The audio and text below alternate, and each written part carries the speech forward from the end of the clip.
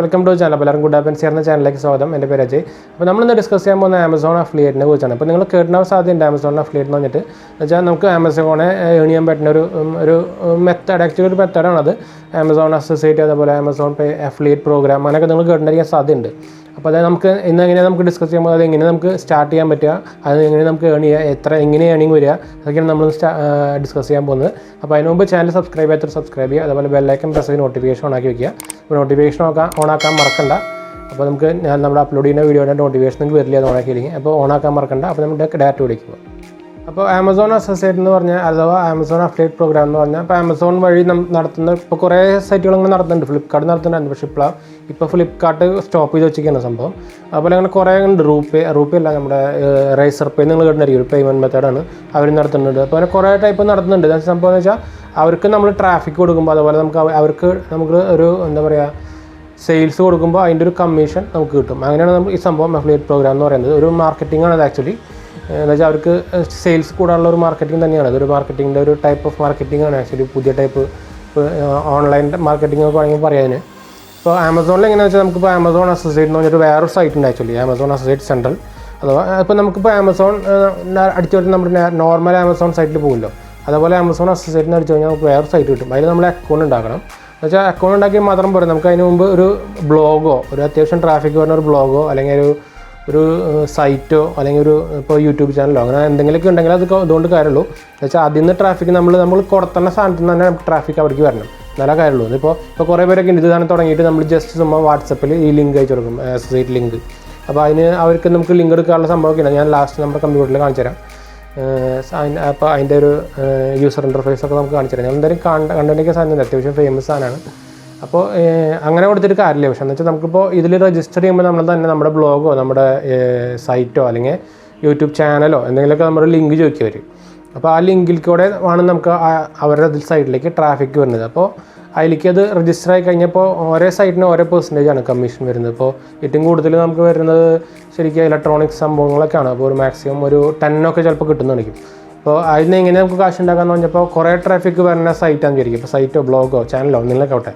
അപ്പോൾ അതിലാണെങ്കിൽ നമ്മളിപ്പോൾ ആ സൈറ്റിൽ നമ്മുടെ ഒരു ഇതിൽ ചെയ്ത ഇപ്പോൾ എക്സാമ്പിളായിട്ടൊരു AC പരസ്യം, ഒരു AC ലിങ്ക് നമ്മൾ കൊടുത്തതെന്ന് വിചാരിക്കാം. അപ്പോൾ AC ഒരു 30,000 രൂപീസ് ഉണ്ടെന്ന് വിചാരിക്കുക. അപ്പോൾ നമുക്ക് അതിൻ്റെ ഒരു 10%, എന്ന് വെച്ചാൽ ഒരു 3000 ആ റേഞ്ചിൽ കിട്ടും. 3000 താഴെ, ചിലപ്പോൾ 3000 കറക്റ്റായിട്ട് തന്നെ കിട്ടും. അപ്പോൾ അത് നമ്മുടെ കമ്മീഷൻ മാറിക്കൊണ്ടിരിക്കട്ടെ. അപ്പോൾ അത് നമുക്കിപ്പോൾ 3000 നമുക്ക് ഈ ലിങ്കിൽ കൂടെ നമുക്ക് അവർക്ക് ട്രാഫിക് വന്നു കഴിഞ്ഞാൽ നമ്മൾക്ക് ഈ 3000 നമ്മുടെ ഈ ആമസോൺ അസോസിയേറ്റിൽ ക്രെഡിറ്റ് ആവും. അപ്പോൾ അങ്ങനെ വിചാരിക്കുക നമുക്കിപ്പോൾ നമ്മുടെ ഈ സൈറ്റിൽ കൂടെ ഒരു 10 കയറിഞ്ഞിരിക്കുക. അപ്പോൾ ഇത്രയും 30,000 ആയല്ലോ. അപ്പോൾ അങ്ങനെയാണ് പറയുന്നത്. അതുകൂടെ നമുക്ക് അങ്ങനെ ഏൺ ചെയ്യാൻ പറ്റും. അപ്പോൾ അങ്ങനെയാണ് സംഭവം വരുന്നത്. അപ്പോൾ ഓരോ പ്രൊഡക്റ്റിനും ഓരോ കമ്മീഷൻ. അപ്പോൾ സ്ഥിരം 10% എന്നെല്ലാം പറഞ്ഞ് അതിങ്ങനെ മാറിക്കൊണ്ടിരിക്കട്ടെ. അത് ചിലപ്പോൾ ചിലതിൻ്റെ 2% ഉള്ളതൊക്കെ ഉണ്ട്. അപ്പോൾ അങ്ങനെ മാറിക്കൊണ്ടിരിക്കുക. അത് ഓരോ പ്രൊഡക്ട്സ് അനുസരിച്ചിട്ടാണ്. അപ്പോൾ പിന്നെ നമുക്ക് വേറെ എന്ന് വെച്ചാൽ നമുക്ക് ഇതിൽ പേയ്മെൻറ്റ് മെത്തേഡ് കൊടുക്കാൻ പറ്റും, നമ്മുടെ അക്കൗണ്ട് ലിങ്ക് ചെയ്യാൻ പറ്റും. പിന്നെ ആകെ ഒരു സംഭവം എന്ന് വെച്ചാൽ ആമസോണിൽ നമുക്കിപ്പോൾ ക്യാഷ് അക്കൗണ്ടിലേക്ക് വരണമെങ്കിൽ മിനിമം 2,500 രൂപ ആവണം.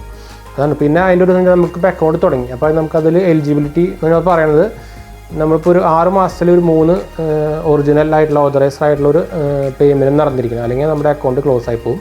അപ്പോൾ അങ്ങനെയാണ് സംഭവം. പിന്നെ നമ്മുടെ ഇപ്പോൾ ചാനലതൊക്കെ ആണെങ്കിൽ നമ്മളത് പബ്ലിക്കായിട്ട് വെച്ചിരിക്കണം. അപ്പോൾ ഇപ്പോൾ യൂട്യൂബ് ചാനലാണെങ്കിൽ സബ്സ്ക്രൈബർ അക്കൗണ്ടൊക്കെ പബ്ലിക്കായിട്ട് തന്നെ വെച്ചിരിക്കണം. എന്ന് വെച്ചാൽ അവരതൊക്കെ നോക്കിയിട്ടാണ് അപ്രൂവ് ചെയ്യുക. അപ്പോൾ നമ്മളത് പ്രൈവറ്റാക്കി വെച്ച് കഴിഞ്ഞാൽ അവർ അപ്രൂവ് ചെയ്യില്ല. എനിക്ക് അങ്ങനെ ഒരു പ്രശ്നം ഉണ്ടായിരുന്നു. അപ്പോൾ നമ്മളിപ്പോൾ നമ്മുടെ സബ്സ്ക്രൈബർ അക്കൗണ്ടൊക്കെ ഹൈഡ് ചെയ്ത് വെച്ചാൽ കാരണം അവരത് അപ്രൂവ് ചെയ്തിട്ടുണ്ടായിരുന്നില്ല.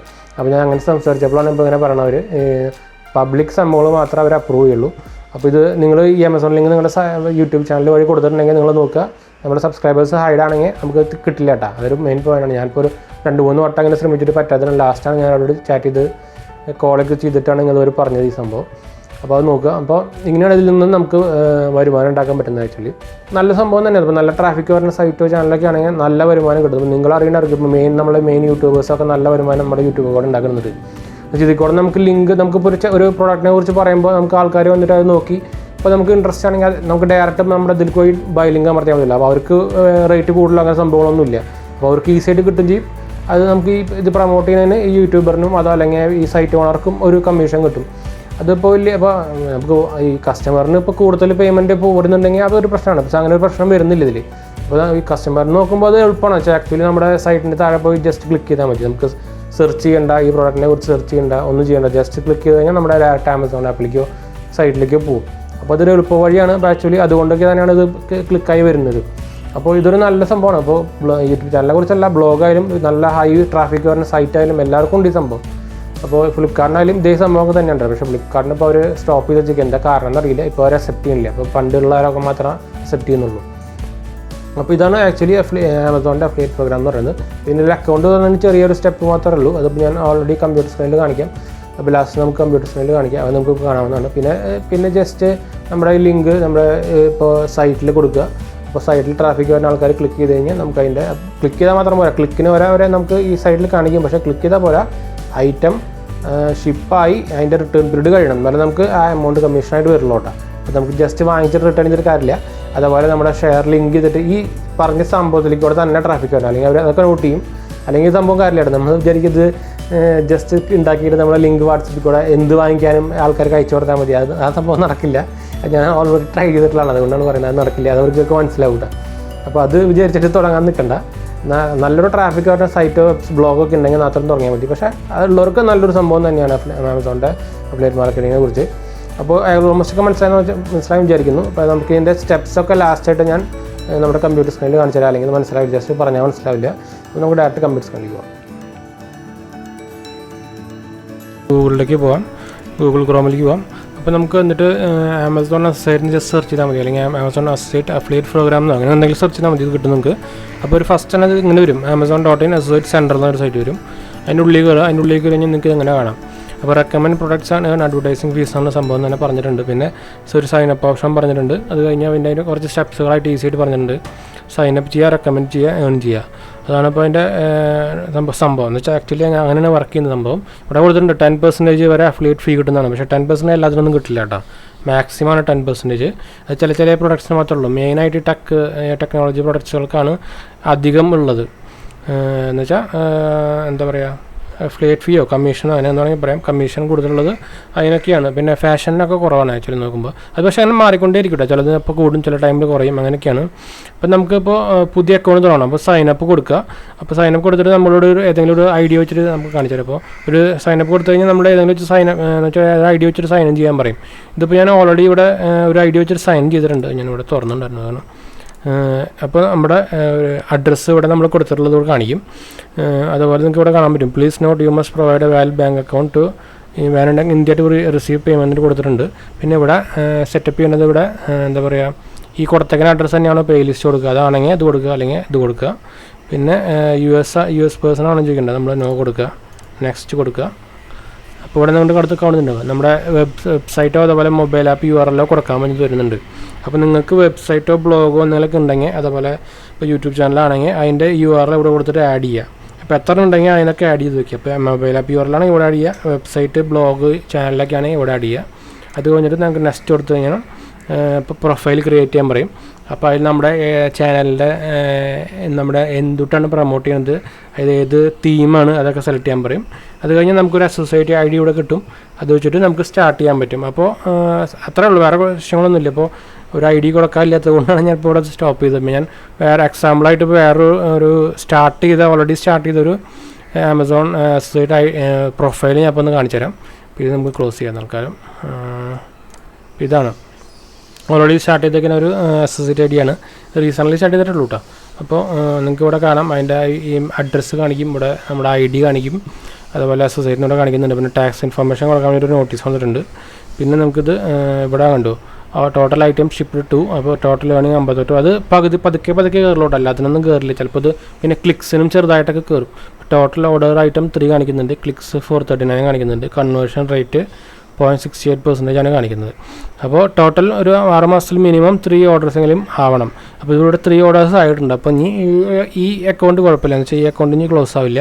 അപ്പോൾ 3 ഓർഡേഴ്സ് മിനിമം 6 മാസത്തിൽ വന്നിട്ടില്ലെങ്കിൽ നമ്മുടെ അക്കൗണ്ട് ഡിസേബിൾ ആയി പോട്ടും ഓട്ടോമാറ്റിക്കായിട്ട്.